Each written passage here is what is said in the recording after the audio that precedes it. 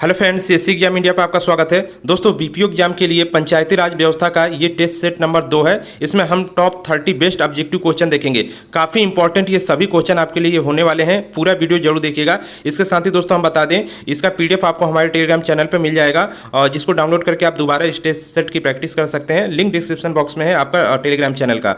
दोस्तों, इसमें हमने ग्रामीण विकास योजनाएं शामिल नहीं है की है। आने वाले समय में इस टेस्ट सेट में आपको ग्रामीण विकास योजनाएं भी शामिल होंगी, तो उसके क्वेश्चन भी आपको मिलेंगे। और दोस्तों, ये 10 सेट जैसे ही होता है उसके बाद हम इसमें 65 क्वेश्चन का सेट जो है आपके लिए लाएंगे।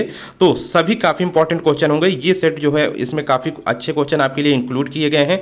तो पूरा वीडियो जरूर देखिएगा, जिससे आपने जो तैयारी की है, आप जो पढ़ रहे हैं पंचायती राज व्यवस्था के अंतर्गत, वो क्या चीज़ें पढ़ रहे हैं और किस तरह के क्वेश्चन आप यहाँ पर एग्जाम में आपके आते हैं और आप उसको सॉल्व कर पा रहे हैं कि नहीं, और आपको क्या और अधिक रिवीजन की इसमें ज़रूरत है। तो पूरा वीडियो देखने के बाद ही आपको समझ में आएगा। तो चलिए एक एक क्वेश्चन यहाँ पर देखते हैं। सबसे पहला क्वेश्चन आपका है, भारतीय संविधान में पंचायतों के लिए निर्वाचन किस अनुच्छेद में शामिल किया गया है। तो दोस्तों, क्योंकि पंचायती राज व्यवस्था, इसमें यूपी की भी पंचायती राज व्यवस्था आपकी शामिल है, तो यूपी से रिलेटेड भी क्वेश्चन रखे जाएंगे। यूपी का जो पंचायती राज अधिनियम 1947 है, इसके अलावा क्योंकि पंचायती राज को आपका संविधान में भी दर्जा दिया गया है संशोधन करके, तो उससे रिलेटेड भी क्वेश्चन होंगे।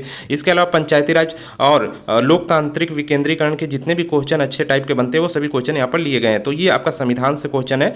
तो भारतीय संविधान में पंचायतों के लिए निर्वाचन किस अनुच्छेद में शामिल है।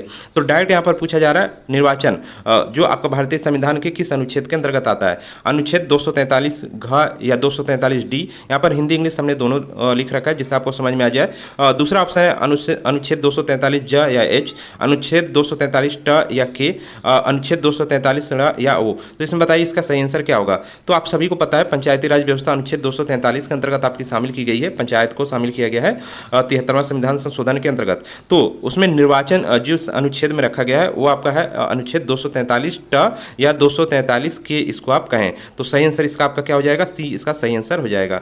नेक्स्ट यहाँ पर क्वेश्चन हम लोग देखते हैं। नेक्स्ट क्वेश्चन है, प्रत्येक पंचायत का कार्यकाल किस तिथि से 5 वर्ष के लिए होगा। काफ़ी इंपॉर्टेंट है। तो इसमें आपको बताना है कि पंचायत का कार्यकाल क्योंकि 5 ईयर का आपका होता है, तो किस तिथि से इसको स्टार्ट माना जाएगा।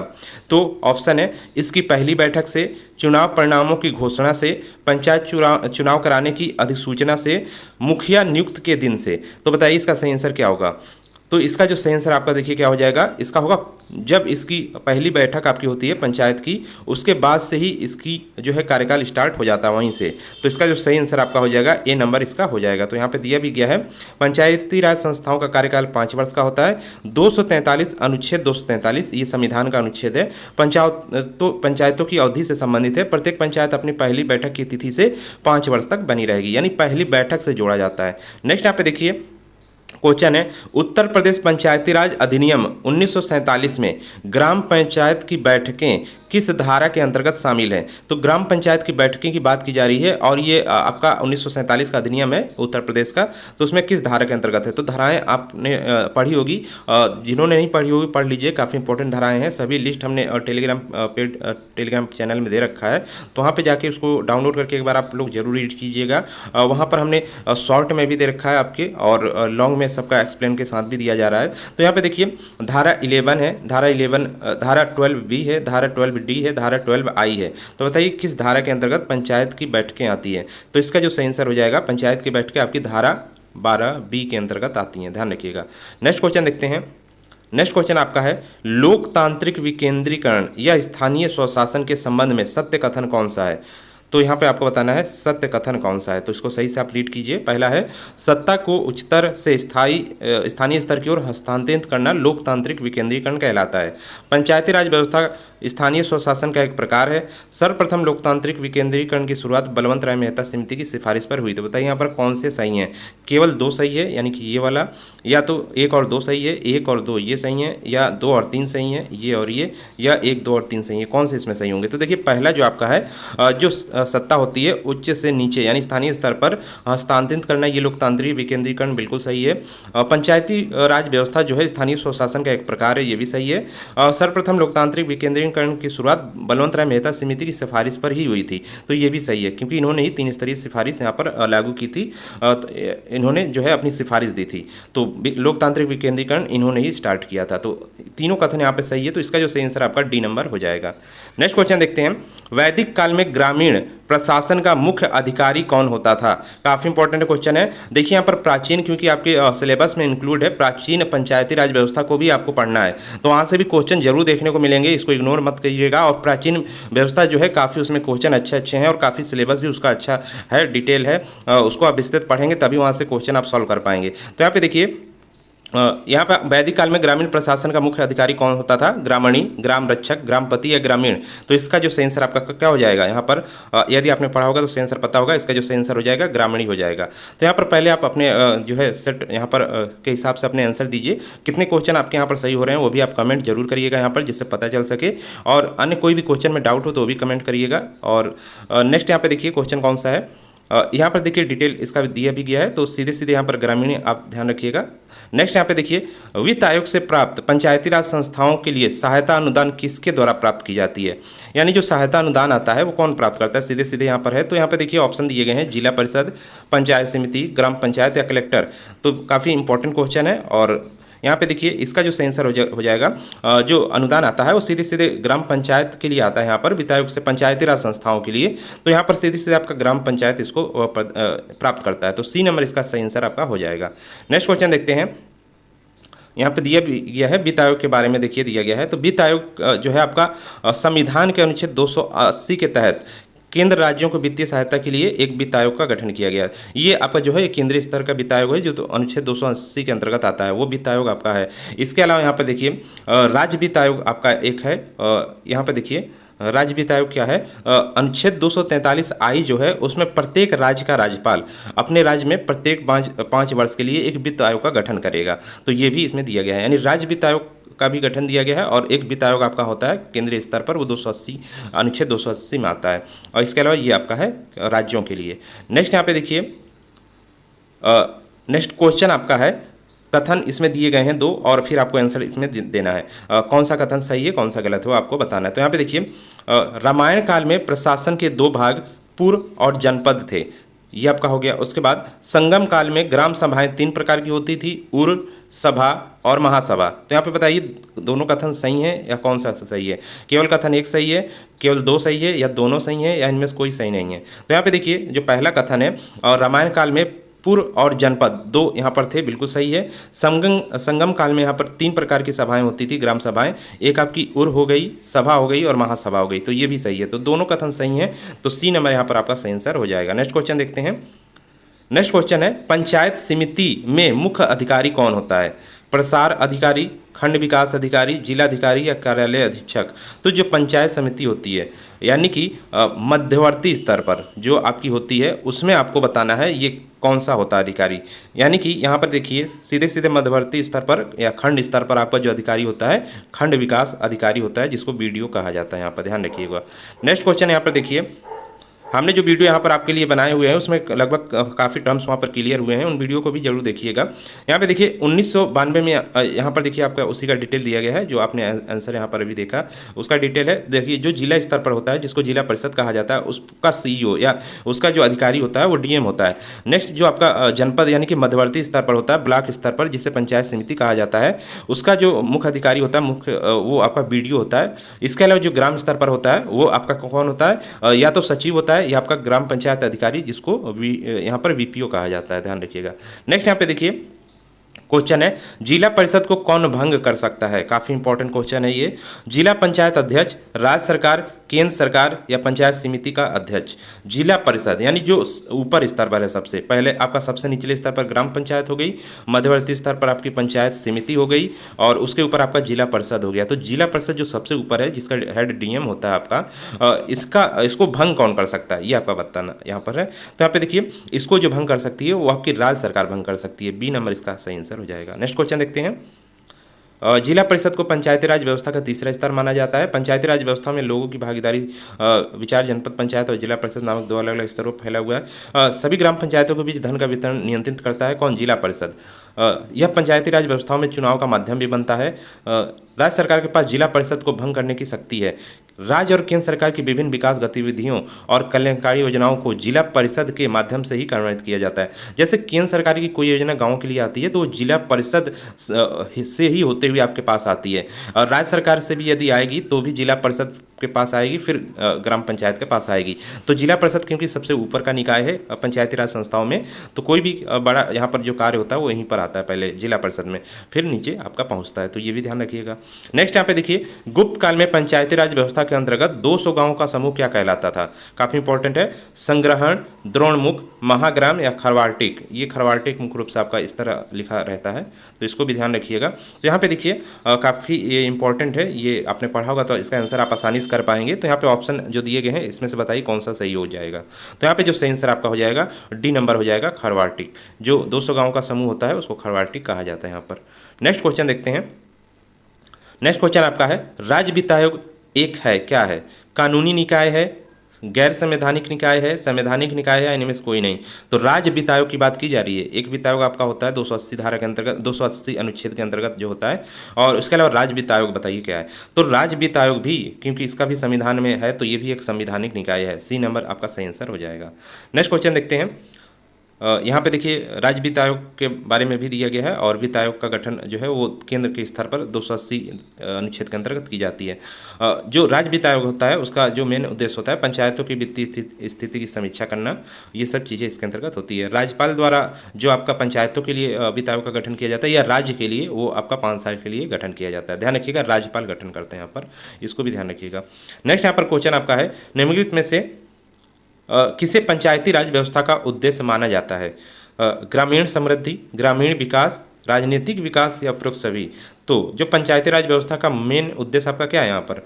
यहाँ पर जो है ग्रामीण समृद्धि भी है, ग्रामीण विकास भी है, राजनीतिक विकास भी है। तो उपरोक्त सभी, क्योंकि राजनीतिक वहाँ पर पंचायत मुखिया वगैरह जो चुनाव होते हैं तो मुखिया चुना जाता है, तो राजनीति का भी विकास यहाँ पर हो रहा है। तो डी नंबर इसका सही आंसर हो जाएगा। नेक्स्ट क्वेश्चन देखते हैं। नेक्स्ट क्वेश्चन है, मध्यकाल में मुकद्दम कौन होता था? काफ़ी इंपॉर्टेंट क्वेश्चन ये भी है आपका।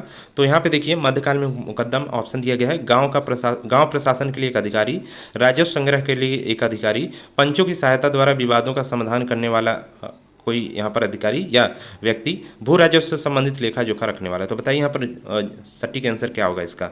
तो सबसे सटीक आंसर इसका देखिए, मुकद्दम जो होता था मध्यकाल में, पढ़िएगा जरूर जाकर। तो यहाँ पर गांव प्रशासन के लिए एक अधिकारी नियुक्त होता था, उसे ही मुकद्दम कहा जाता था। ध्यान रखिएगा, काफ़ी इंपॉर्टेंट है। नेक्स्ट क्वेश्चन देखते हैं। नेक्स्ट क्वेश्चन है, उत्तर प्रदेश पंचायती राज अधिनियम 1947 में प्रधान का चुनाव किस धारा के अंतर्गत आता है? अब यहाँ पे प्रधान के चुनाव की बात की जा रही है पंचायती राज अधिनियम 1947 में। तो धारा इसकी जरूर आपको पता होगा, यहाँ पर धाराओं के अंतर्गत ही सभी चीज़ें आएंगी। तो धारा को एक एक, ज़्यादा धाराएं नहीं है, कुछ धाराएं इसमें पढ़नी है, सभी धाराएं आपको नहीं पढ़नी है। और जो पढ़नी है उसमें से भी जो सबसे इंपॉर्टेंट धाराएं हैं उसको आप एक जगह नोट कर लेंगे, तो एक पेज में ही सभी धाराएं आपकी लगभग आ जाएंगी जो इंपॉर्टेंट है, और उसको 2-4 बार रीड करेंगे तो आसानी से सब चीज़ें आपको याद हो जाएंगी। तो बताइए प्रधान का चुनाव किस धारा में शामिल है? धारा 11B, धारा 9A, धारा यहाँ पर देखिए 6A है, धारा 12A है। तो बताइए यहाँ पर जो सही आंसर क्या होगा आपका हो जाएगा, बताइए।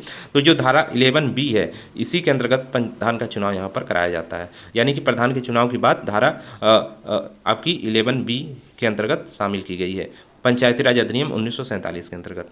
नेक्स्ट यहाँ पे देखिए, खंड स्तर पर पंचायत समिति एक है, क्या है? यानी कि जो मध्यवर्ती स्तर पर होता है पंचायत समिति जिसको कहा जाता है, जिसका वीडियो आपका एक सचिव होता है वीडियो, तो ये इसको बताइए, ये एक समिति एक क्या है? प्रशासनिक प्राधिकरण है, सलाहकार निकाय है, परामर्शदात्री समिति है, इनमें से कोई नहीं।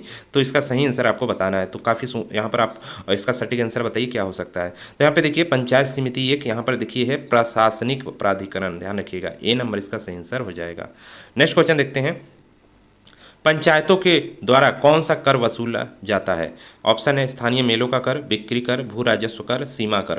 तो यहाँ पे बताइए, तो पंचायतों द्वारा यहाँ पर स्थानीय मेलों का कर यहाँ पर वसूला जाता है, बाकी ये सब आपका स्टेट यहाँ पर गवर्नमेंट और सेंट्रल गवर्नमेंट इसको लेती है। तो यहाँ पर ए नंबर इसका सही आंसर हो जाएगा। नेक्स्ट क्वेश्चन देखते हैं, पंचायती राज के कार्य क्षेत्र में नहीं आता है ग्रामीण सड़कें, ग्रामोद्योग, कृषि उत्पादन, माध्यमिक शिक्षा। तो बताइए, तो पंचायती राज के कार्य क्षेत्र में जो जो चीज़ें आती हैं उसको आप पहले यहाँ पर रीड कर लीजिए। तो पंचायती राज के कार्य क्षेत्र में क्या क्या चीज़ें आती हैं उसको आप पढ़ेंगे तो उसमें देखिए ग्रामीण सड़कें आती हैं, ग्रामोद्योग आता है, कृषि उत्पादन आता है, और यहाँ पर प्राथमिक स्तर पर आपकी शिक्षा आती है, माध्यमिक स्तर पर शिक्षा नहीं आती है। तो डी नंबर यहाँ पर सही आंसर हो जाएगा क्योंकि नहीं पूछा गया। नेक्स्ट क्वेश्चन देखते हैं, पंचायत समिति के सदस्य यहाँ पर देखिए पंचायत समिति के सदस्य जो है उसके बारे में बताया गया है। खंड विकास पदाधिकारी द्वारा मनोनीत किए जाते हैं, जिला पंचायत अध्यक्ष द्वारा मनोनीत किए जाते हैं, प्रत्यक्ष रूप से जनता द्वारा निर्वाचित किए जाते हैं। ग्राम पंचायत के सदस्यों द्वारा अप्रत्यक्ष रूप से निर्वाचित किए जाते हैं। तो बताइए यहाँ पर क्या सही आंसर होगा। तो यहाँ पर जो पंचायत समिति के सदस्य होते हैं, देखिए 3 स्तर पर आपकी ग्रामीण जो आपकी पंचायत व्यवस्था होती है, और सबसे ऊपर आपकी जिला परिषद हो गई, जिला परिषद, उसके नीचे आपका यहाँ पर पंचायत समिति हो गया, जो अभी आपने पढ़ा पंचायत समिति हो गया, उसके नीचे आपका ग्राम पंचायत हो गया। तो ग्राम पंचायत का मुखिया जो होता है, हेड होता है, मुखिया होता है, और इसके सदस्य भी होते हैं। तो ग्राम पंचायत के मुखिया और हेड का चुनाव प्रत्यक्ष रूप से ग्राम सभा द्वारा होता है, दोनों का। इसके अलावा जो पंचायत समिति होती है, इसके सदस्य और इसका हेड, अध्यक्ष और उपाध्यक्ष भी होता है और सदस्य भी होते हैं।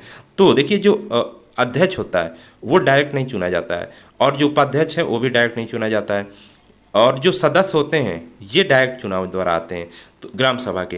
तो प्रत्यक्ष रूप से जनता द्वारा निर्वाचित किया जाता है इसको। ग्राम सभा, जिस ग्राम सभा में वो लग रही है उसका, जहाँ तक एरिया हो ब्लॉक का, तो उसका चुनाव होता है। तो इसके जो सदस्य बनते हैं अपने में से ही एक को अध्यक्ष और उपाध्यक्ष बनाते हैं, लेकिन जो सदस्य होते हैं वो डायरेक्ट चुने जाते हैं, तो प्रत्यक्ष रूप से चुने जाते हैं। इसके अलावा जो जिला परिषद होती है, इसका भी एक आपका हेड होता है, एक प्रमुख होता है, एक उप प्रमुख होता है, बाकी सदस्य होते हैं। तो जो सदस्य होते हैं ये भी डायरेक्ट चुने जाते हैं, अपने में से ही एक को ये लोग प्रमुख और उप प्रमुख बनाते हैं गुप्त मतदान या अप्रत्यक्ष मतदान द्वारा, ध्यान रखिएगा। तो यहाँ पर क्योंकि सदस्य की बात की जा रही है, ये डायरेक्ट चुने जाते हैं, ध्यान रखिएगा। तो इसका जो सही आंसर आपका हो जाएगा सी नंबर हो जाएगा। नेक्स्ट क्वेश्चन देखते हैं, निम्नलिखित में से भारत में पहला नगर निगम कहाँ स्थापित हुआ था। देखिए ये नगर निगम से आपका क्वेश्चन है, क्योंकि हम लोगों को ग्राम पंचायत के बारे में पढ़ना है, पंचायती राज व्यवस्था, लेकिन फिर भी आपका नगर निगम से रिलेटेड 1-2 क्वेश्चन यदि आते हैं तो इसलिए हमने इसको रखा हुआ है। आपका नगर पालिका यानी नगरों से रिलेटेड कोई क्वेश्चन आ जाता है तो सबसे पहला नगर निगम कहाँ स्थापित हुआ था। ऑप्शन है कलकत्ता में, चेन्नई में, मुंबई में या दिल्ली में। तो इसका जो सही आंसर आपका क्या हो जाएगा, सबसे पहला नगर निगम बताइए। तो सही आंसर आपका हो जाएगा बी, चेन्नई में स्थापित हुआ था।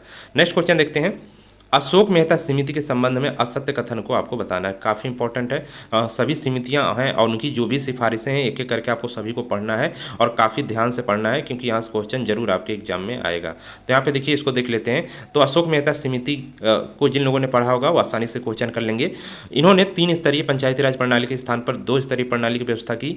राज्य स्तर से निचले जिले को बेहतर पर्यवेक्षण के तहत विकेंद्रीकरण का प्रथम बिंदु माना जाना चाहिए, इनकी सिफारिश थी। पंचायत चुनाव को राजनीतिक दलों की आधिकारिक भागीदारी होनी चाहिए। ग्राम पंचायतों के गठन प्रत्यक्ष रूप से प्रतिनिधियों को शामिल यहाँ पर करके किया जाना चाहिए। तो यहाँ पर बताइए सही आंसर क्या हो जाएगा। तो यहाँ पे देखिए जो सही आंसर हो जाएगा, क्योंकि 3 स्तरीय पंचायती प्रणाली के स्थान पर इन्होंने 2 स्तरीय पंचायती प्रणाली की व्यवस्था यहाँ पर सिफारिश की थी। और बाकी ये 2 कथन भी आपके यहाँ पर सही है, यानी कि ऊपर वाले तीनों सही हैं। तो देखिए जो 2 स्तरीय यहाँ पर प्रणाली थी, एक आपकी जिला स्तर पर थी और दूसरी आपकी ब्लॉक या खंड स्तर पर थी, तो 2 ही इन्होंने दी थी। अब यहाँ पर क्योंकि ग्राम पंचायतों की बात की जा रही है, ये तीसरे स्तर पर होती है, निचले स्तर पर, तो ये जब इन्होंने सिफारिश ही नहीं की थी तो ये बात भी यहाँ पर गलत होगी, इनके सिफारिश में आएगा ही नहीं इनके संबंध में। तो ये आपका डी नंबर यहाँ पर सही आंसर आपका हो जाएगा। नेक्स्ट क्वेश्चन देखते हैं।